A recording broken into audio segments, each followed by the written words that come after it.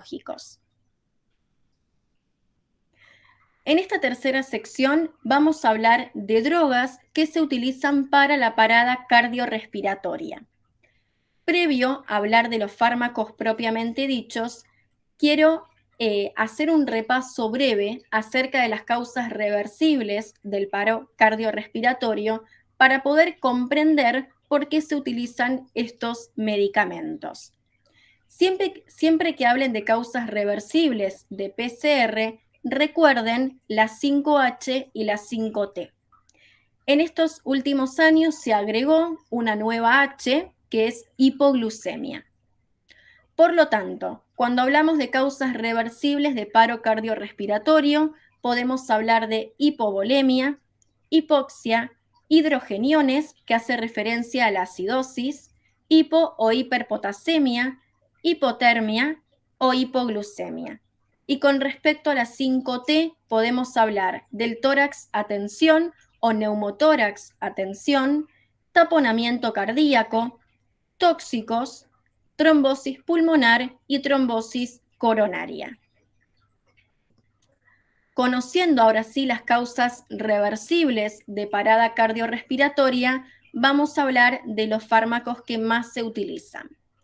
El fármaco de elección en paro es el clorhidrato de adrenalina, antiguamente llamada epinefrina. La epinefrina es un agente inotrópico.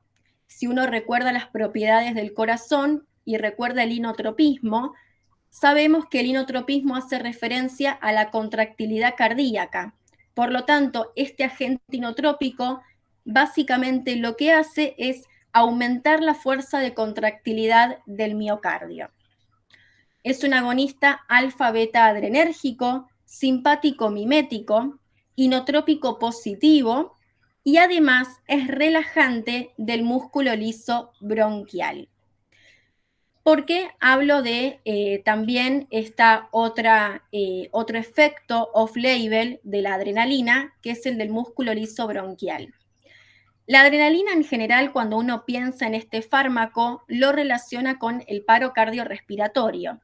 Pero tengan en cuenta que es un fármaco que también se utiliza, por ejemplo, para realizar nebulizaciones, obviamente en dosis menores y con otra dilución, y además también se utiliza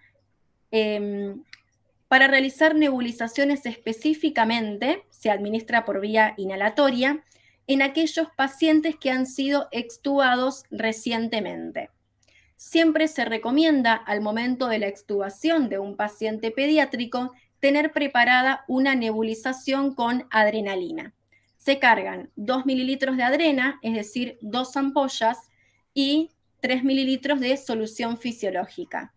Estos 5 mililitros totales se introducen en la cámara de la máscara de nebulización y se administra al paciente en aproximadamente 30 minutos por vía inhalatoria.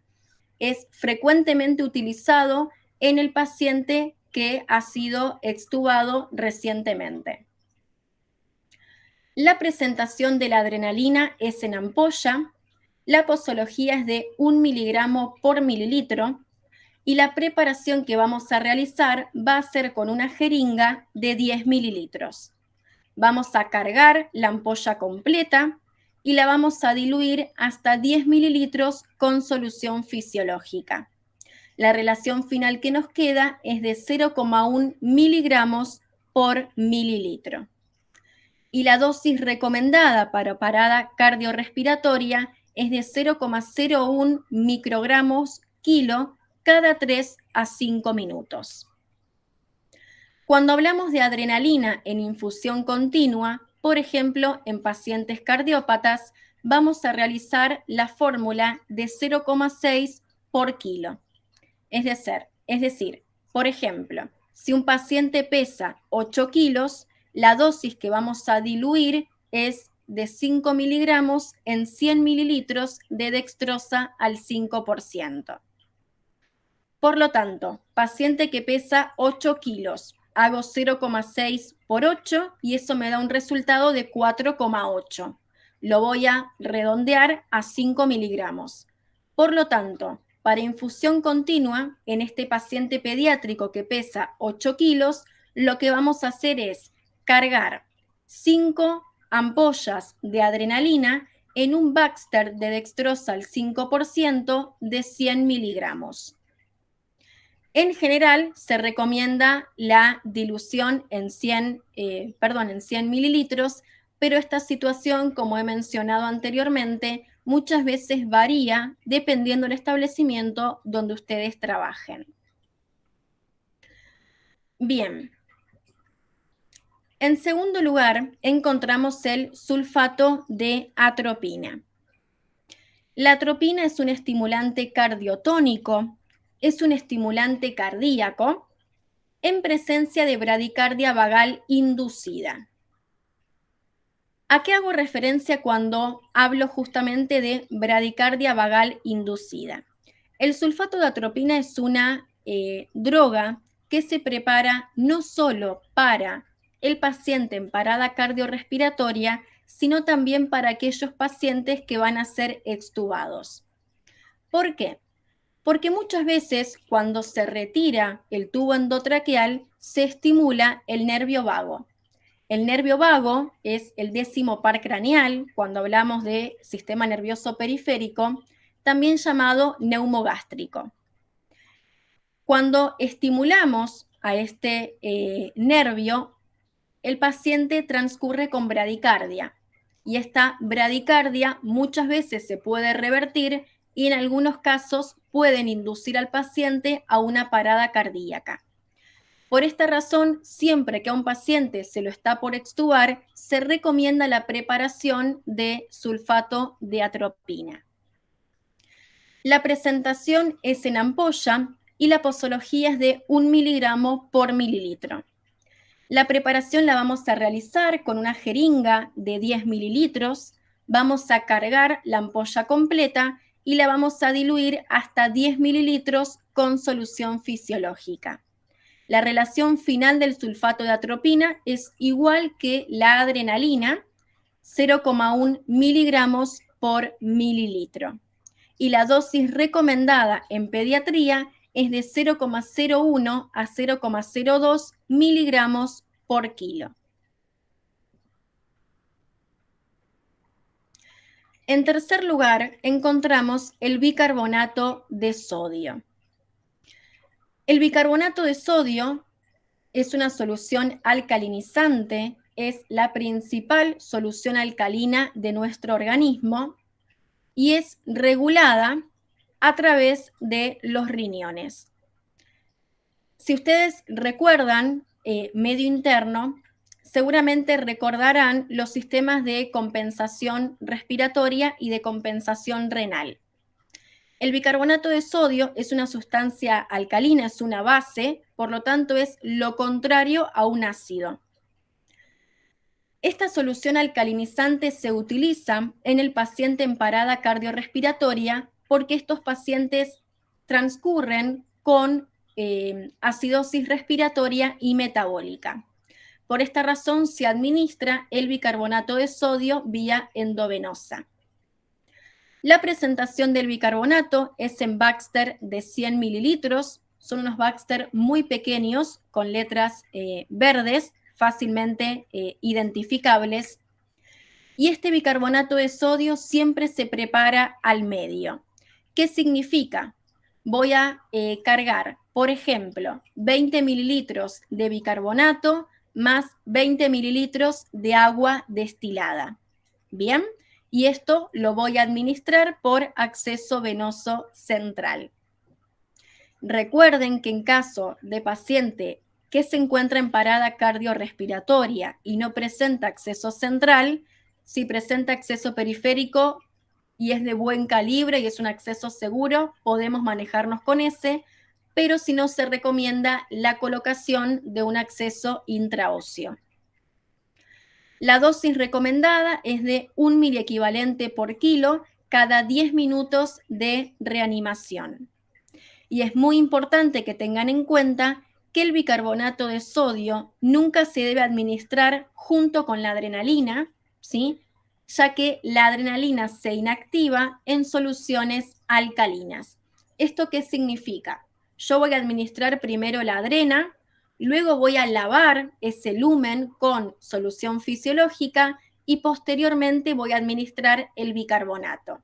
Bien, es importante no mezclar porque ambos fármacos hacen interacción medicamentosa y se inactiva el inotrópico.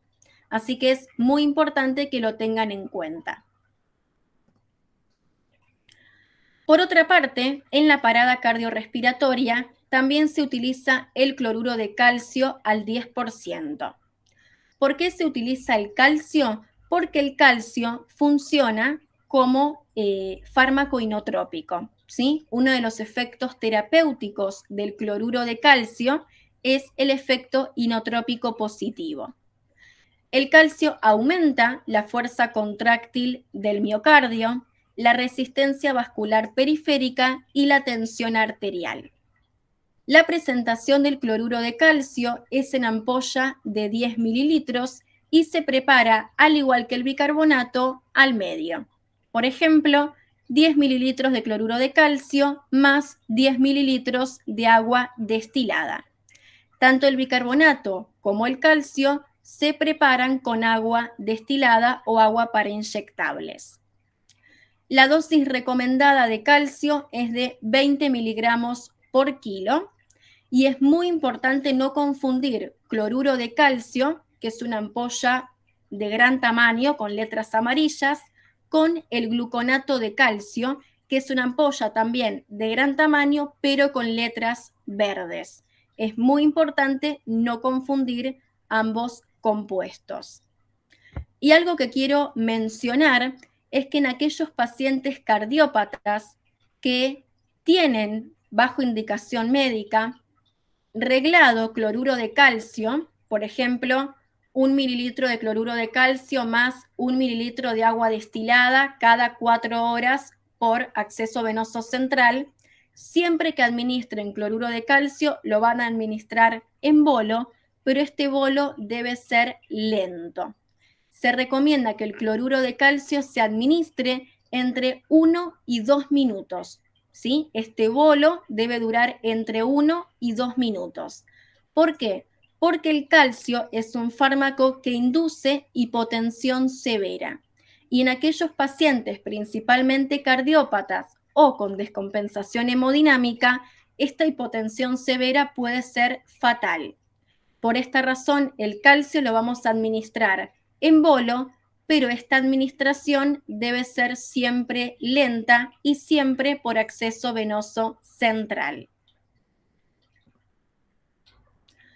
Y por último, otro de los fármacos que se utiliza es la dextrosa al 25%.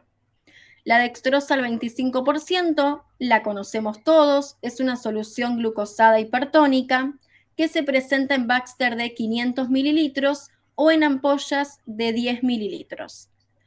La dosis recomendada de glucosado hipertónico en una parada cardiorrespiratoria es de 2 a 4 mililitros por kilo. Por ejemplo, un paciente que pesa 5 kilos, le vamos a administrar 10 mililitros de glucosado hipertónico. Vamos a administrar esta dextrosa al 25%. ¿Por qué? Porque vamos a recordar las causas reversibles de parada cardiorrespiratoria. Recuerden que una de las H que se ha agregado en el último tiempo es la hipoglucemia severa.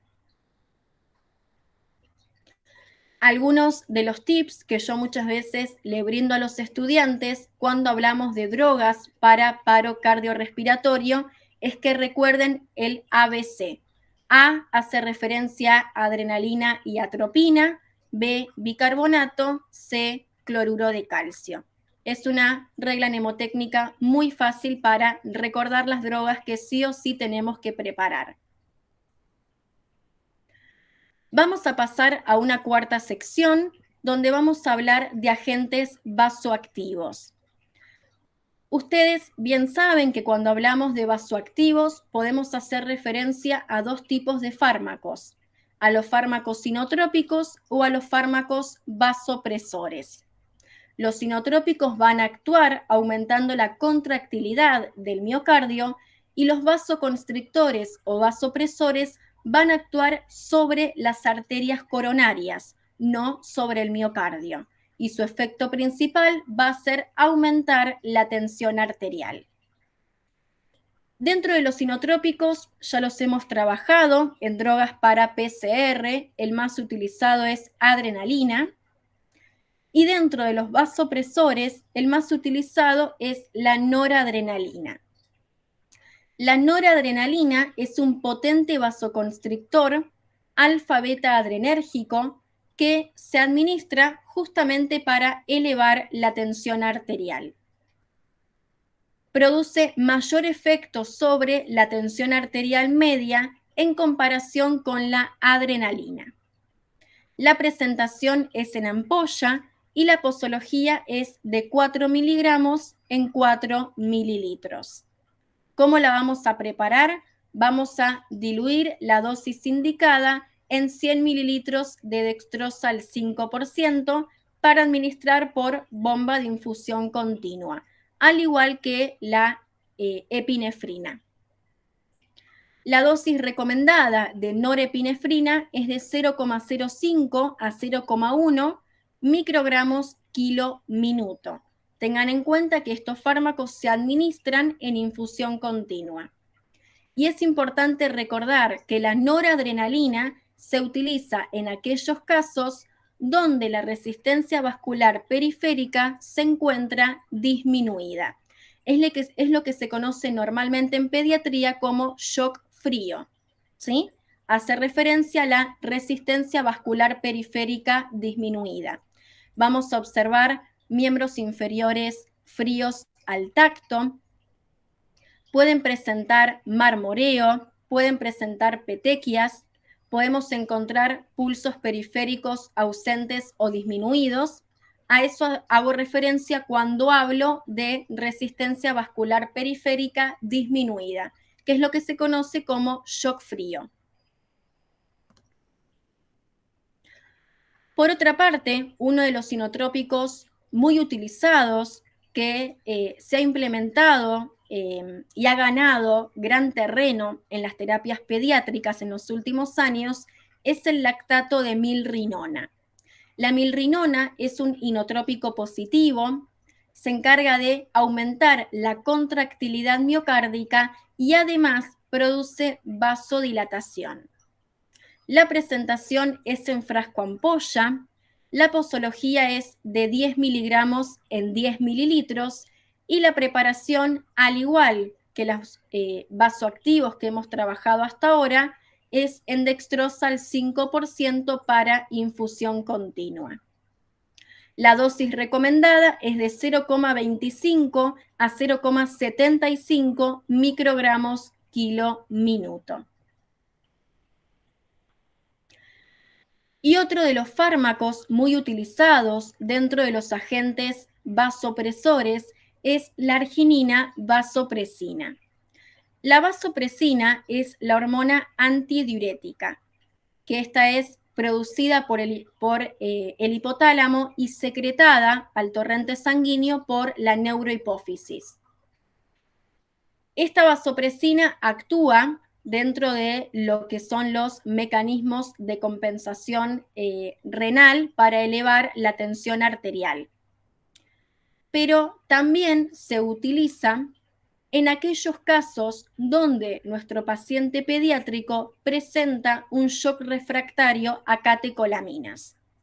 Recuerden que cuando hablamos de catecolaminas, hablamos de la epinefrina y de la norepinefrina, que son hormonas, ¿sí?, naturales de nuestro organismo.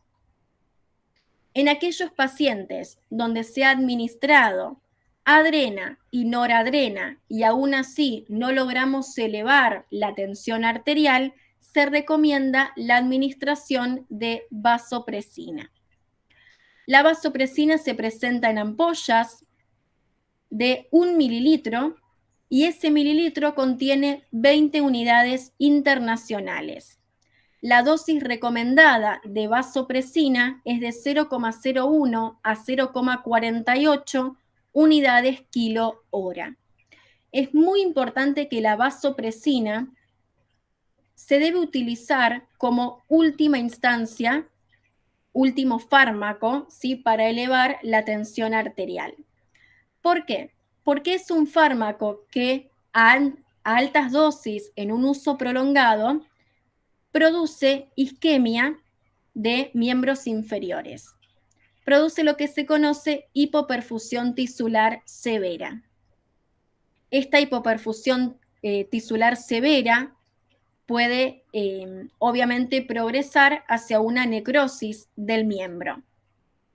Ustedes bien saben que el uso prolongado de fármacos sinotrópicos como la noradrenalina, vasoactivos en realidad como la noradrenalina, a largo plazo puede producir isquemia. Y esto se observa, por ejemplo, en las isquemias mesentéricas del paciente pediátrico. Y además producen hipoperfusión tisular.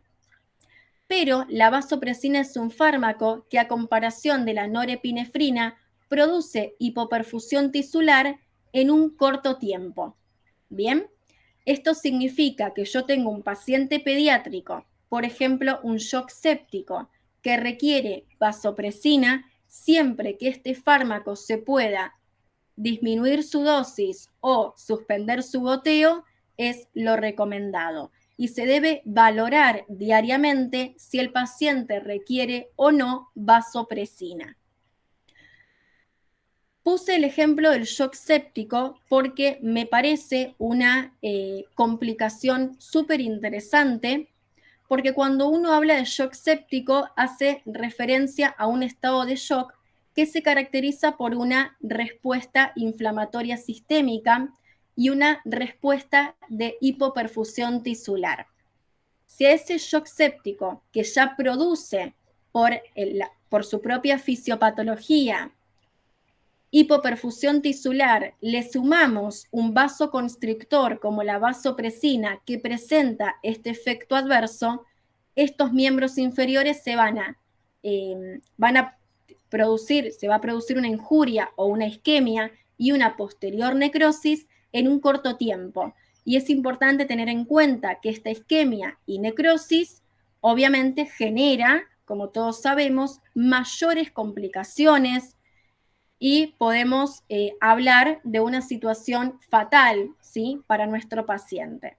Por eso puse el ejemplo del shock séptico, porque considero que es un ejemplo óptimo para hablar de este fármaco. Y por último, a estos agentes vasoactivos, agregué el levosimendan. ¿Por qué agregué el levosimendan? Porque es un fármaco, es un estimulante cardiotónico que se utiliza en las insuficiencias cardíacas agudas. Bien, en aquellos pacientes cardiópatas que aún no han sido sometidos a una intervención quirúrgica correctiva, muchas veces se utiliza el levosimendan.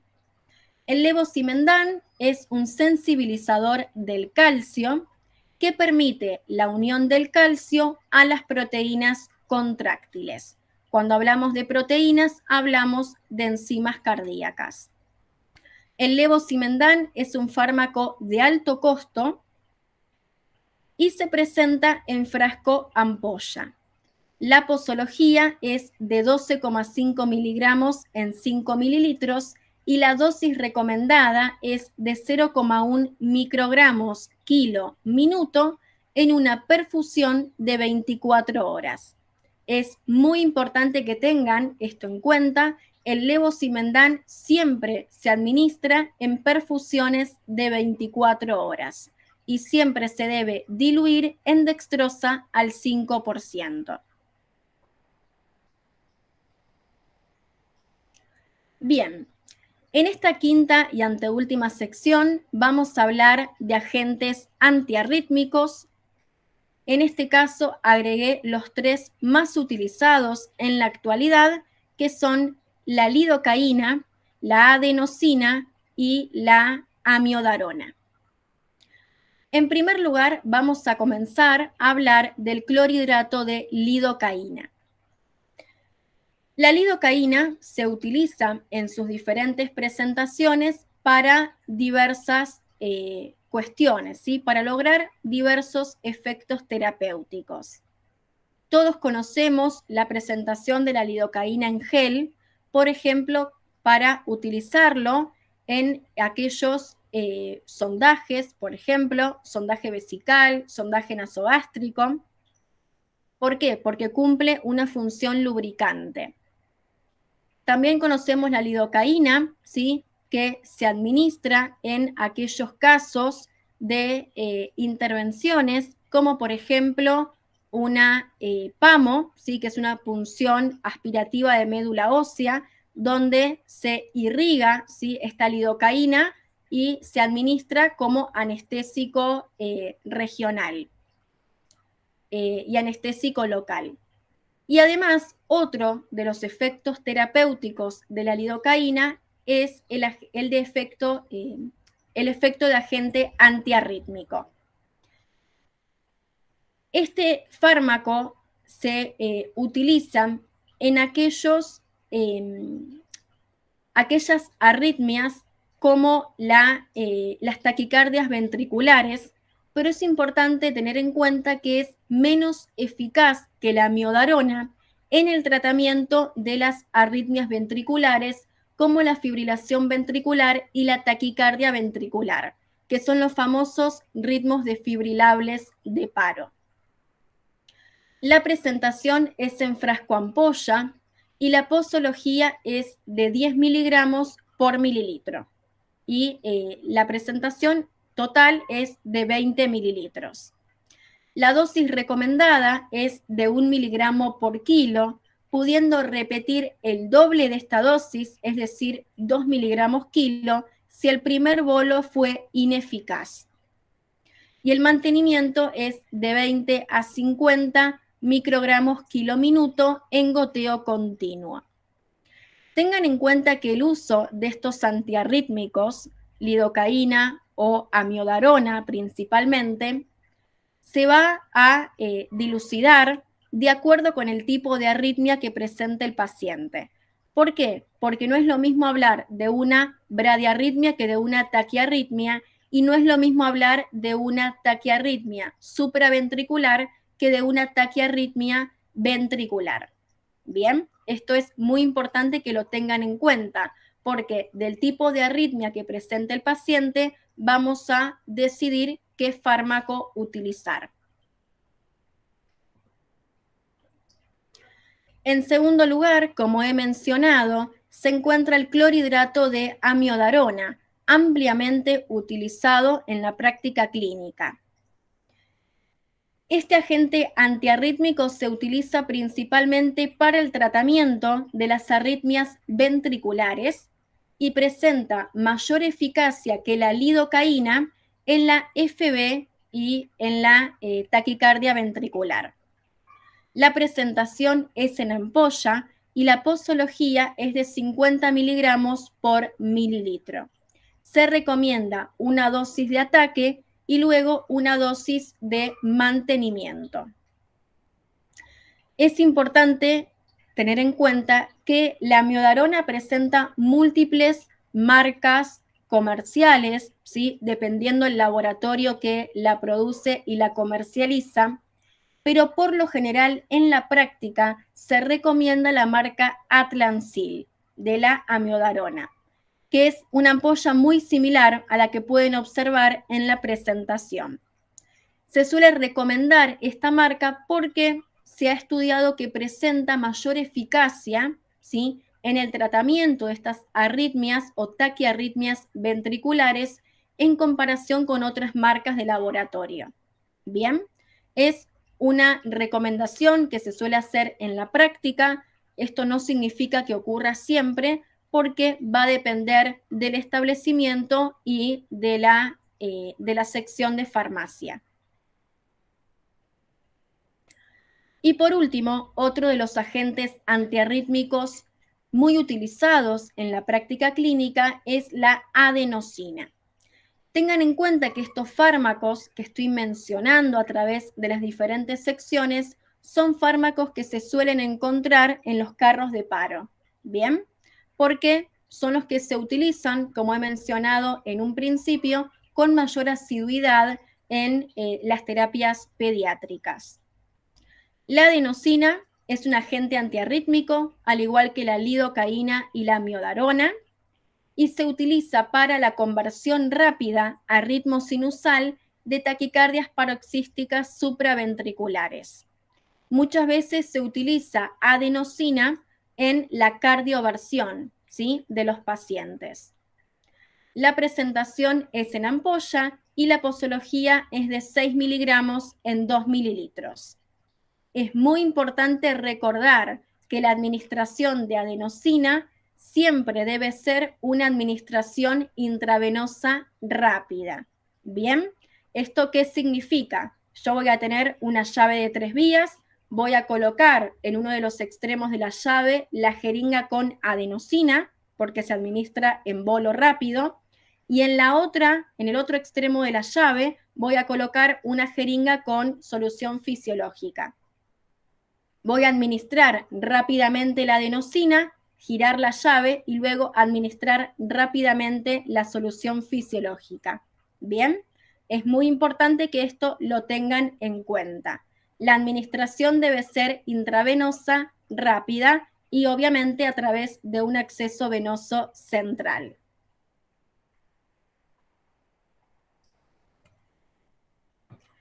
Y luego, en esta última sección, sexta sección de la presentación, vamos a hablar del principal agente antihipertensivo en pediatría, que seguramente todos lo conocerán o lo habrán administrado o escuchado alguna vez, que es el nitroprusiato de sodio.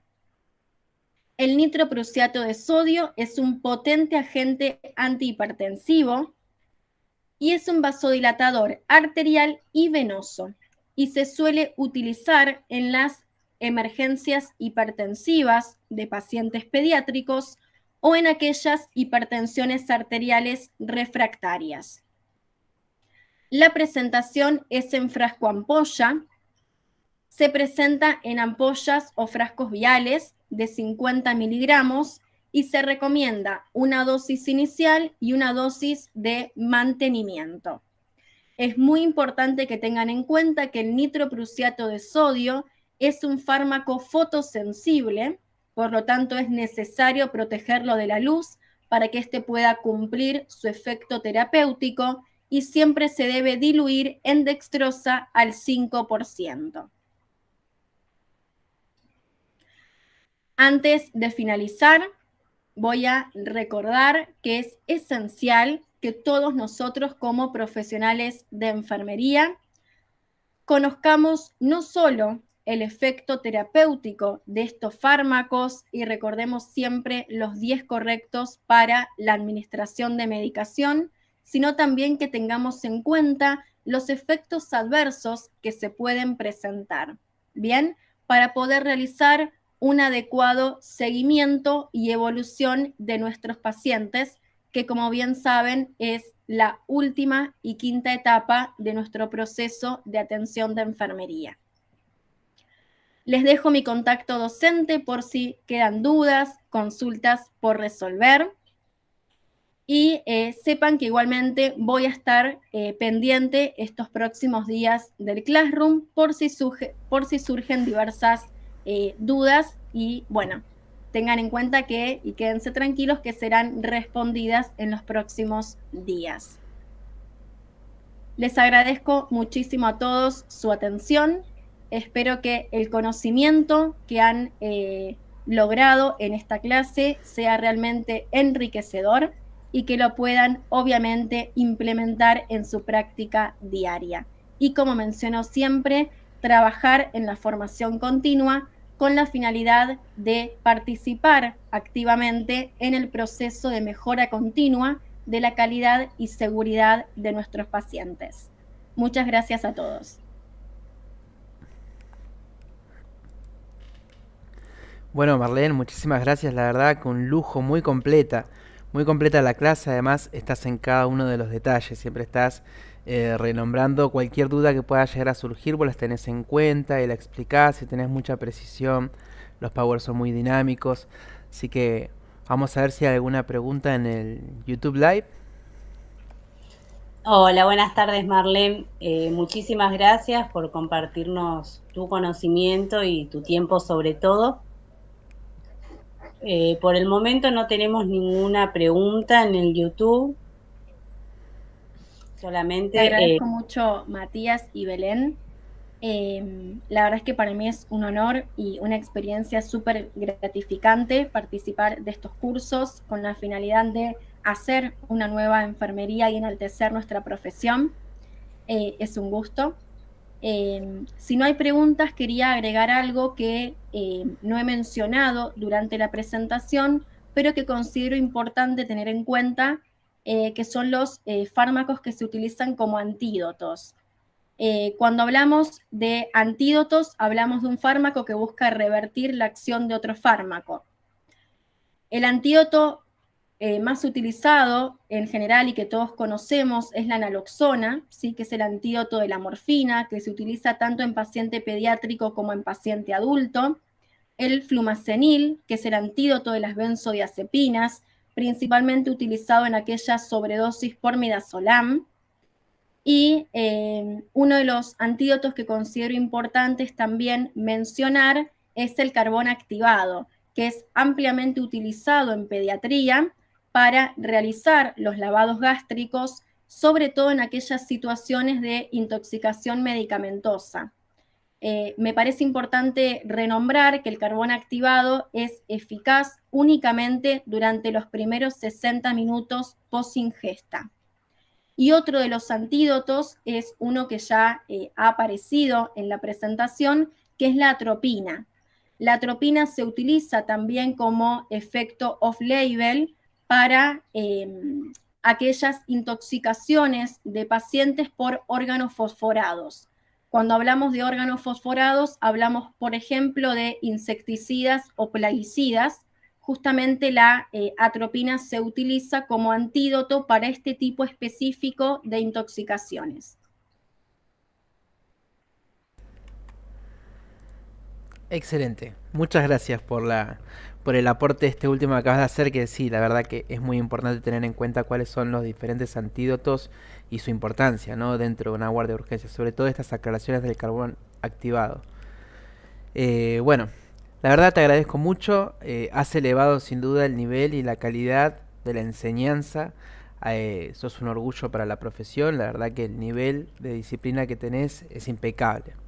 Impecable, un honor para todos nosotros poder haber participado de este encuentro y todos nos llevamos un aprendizaje muy grande, ¿sí? No solamente de los contenidos que se han demostrado, sino de las capacidades que todos tenemos de hacer cosas buenas, de elevar la calidad, de elevar el nivel, ¿sí? Todos tenemos esa posibilidad. Muchas gracias, Marlene, un placer. Te agradezco, Matías, por el acompañamiento y Belén siempre al pie del cañón, no solo mío, sino también de todos los docentes que han participado del curso.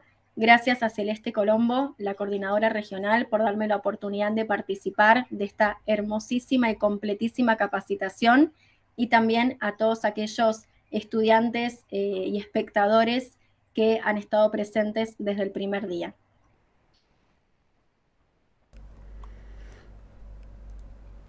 Bueno, muy bien. Aprovecho para todos los alumnos que están prestando atención y los que estén mirando la clase grabada para hacer una aclaración.